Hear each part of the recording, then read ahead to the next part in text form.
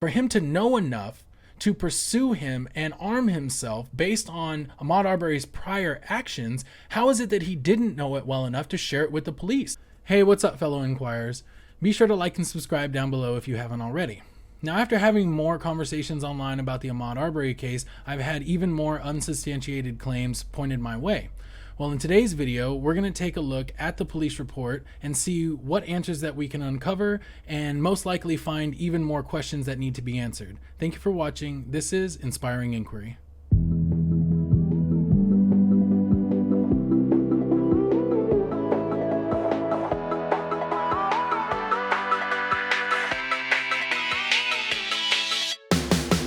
All right, so let's go ahead and go over what the police report contains. Now, I just want to preface this police report was written by Officer Jay Brandenberry. So this is in no way a verbatim account of what Gregory McMichael was saying or his side of the story.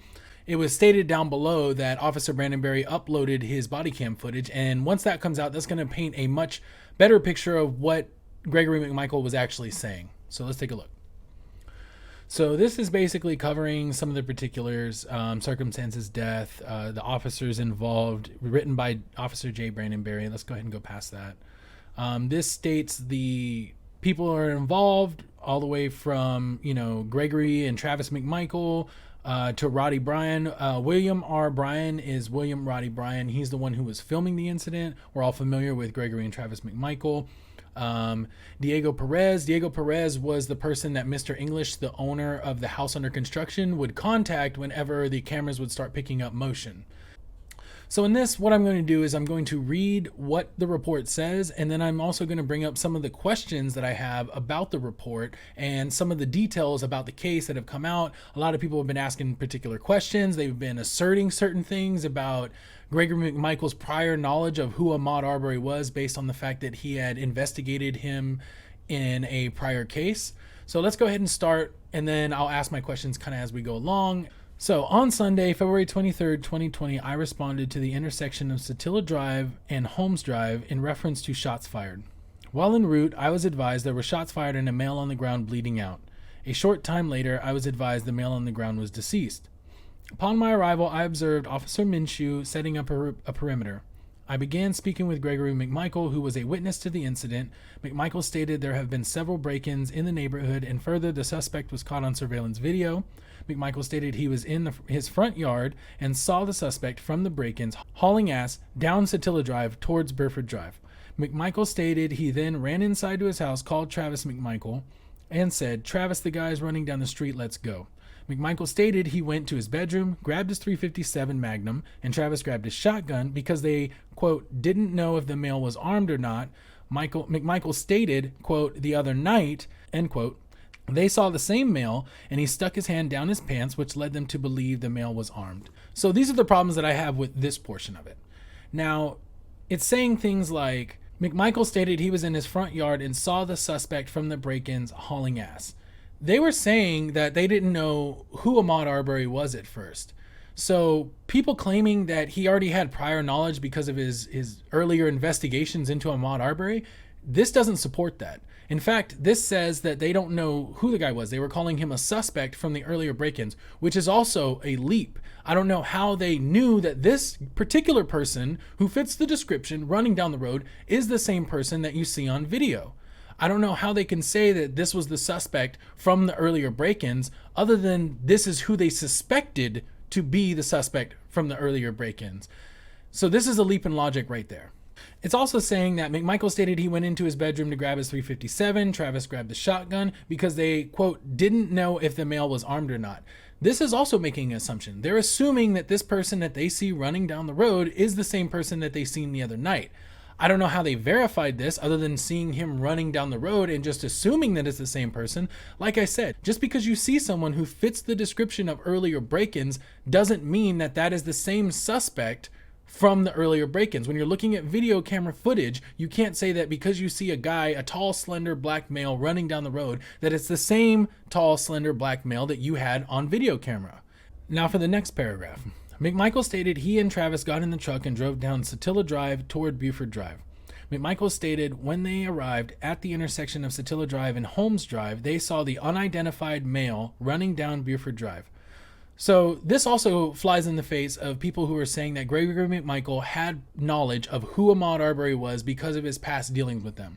They saw the unidentified male running down Buford Drive. Unidentified male. That's how they refer to him. So people saying that Gregory McMichael had prior knowledge of him and that he knew exactly who he was and that's why he was armed, and they're using him investigating him in a prior case to justify some of the actions in this incident.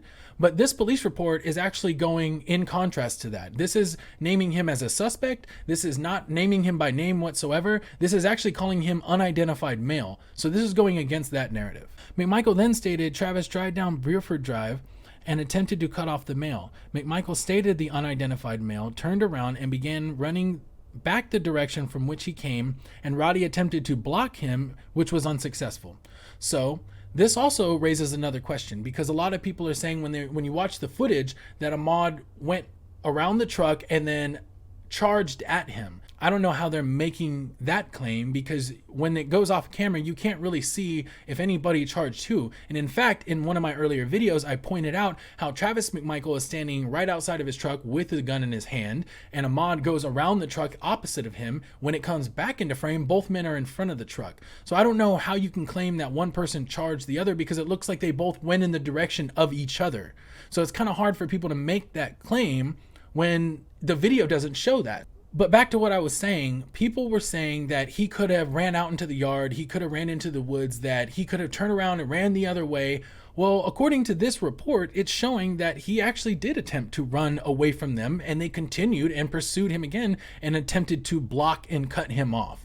So it seems like he was trying to get away. It said that he turned around, he ran back the way he came. Roddy Bryan tried to block him. That was unsuccessful. This is someone that seems to be trying to get away from this incident, from this altercation, whatever it was. McMichael stated he then jumped into the bed of his truck and Travis continued to Holmes in an attempt to intercept him.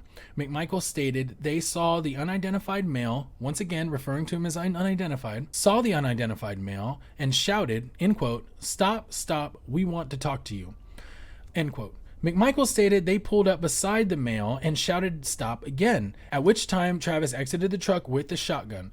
McMichael stated the unidentified male began to violently attack Travis and the two men, then started fighting over the shotgun, at which point Travis fired a shot, and then a second later there was a second shot. McMichael stated the male fell face down on the pavement with his hands under his body. McMichael stated he rolled the man over to see if the male had a weapon. I observed blood on McMichael's hands from rolling the unidentified male over. Photographs were taken of McMichael's hands and they were uploaded to Spillman under the property number 20-03176.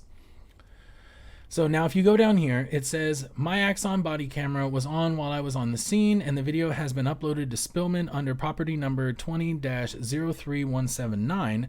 Glenn County Coroner was notified and Coroner Christy Rozier arrived on scene.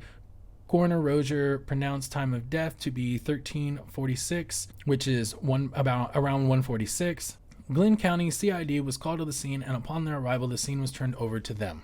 So these are some of the questions that I have pertaining to this report, Gregory McMichael's actions, Travis McMichael's actions, the actions of the people taken on this case since then. And when you make a claim that someone is a suspect for prior break-ins, on what basis are you making that claim? Because they fit the description of that person? Well, I'm sure that there's a lot of people that fit that description. And just because they're running down your road doesn't mean that they're a suspect in other situations. People are also saying that he somehow knew that Ahmaud Arbery had just run from that house that was under construction. I don't know how they're making that claim, because according to this report, he doesn't state that. He several times refers to him as the suspect in earlier break-ins, and then he also refers to him in this report as an unidentified male. So for people to say that Gregory McMichael had prior knowledge of who Ahmaud Arbery was and that he knew him, and that's why they took guns and that's why they went after him, they knew about his violent history, all of these things, they're making all these claims. I just don't know on what basis that they're making those claims. Yes, if he had previously investigated him, he could have some knowledge about who Ahmaud Arbery was, what type of person he was, the cases that he was involved in, but it doesn't seem to be the case that he knew that at the time of pursuing him. Why? Well, because he never shared that information with police officers. If police officers had been called out there a number of times before for people trespassing on the property, why is it that he never shared that with police officers when he's seen the footage, when he was told by Travis McMichael what the person looked like, all of these things, for him to know enough to pursue him and arm himself based on Ahmaud Arbery's prior actions? How is it that he didn't know it well enough to share it with the police? It hasn't come out yet that the police were even looking into Ahmaud Arbery as a suspect for the prior trespassings or the prior thefts that were in the area. So when people make these claims, it raises a lot of questions. One, how are they coming to this conclusion? And two, how credible is their reasoning? Is this something that we should believe? Well, by looking at the facts of the case, the facts of the police report, it's not really showing that we should put much faith in these claims that they're purporting, that he knew him, that he was aware of his prior history, that he knew Ahmaud was the same person that was the suspect in the break-ins. It just leaves a lot of questions, and really they just haven't been answered yet. But all of this stuff, most of it, hopefully will come out during the trial. We're going to be able to get a much better picture of what's going on there. So in this video, I really just wanted to go over the police report, give some of my thoughts on it, give some retorts to some of the things that people have been saying online in regards to the report, in regards to Gregory McMichael's prior knowledge of Ahmaud Arbery, how they tied them to the earlier trespassings or the earlier thefts or anything like that. And it doesn't seem to be like there is a causal link between them. It doesn't seem like we can draw a line from one dot to the other. It seems like you kind of have to make a leap there. You kind of have to get there by just kind of assuming it. And on this channel, we're not really into assuming things. So I appreciate you guys watching. If you agree, disagree, have any more questions, please be sure to leave them in the comment section down below. And I will definitely be interacting with you guys there.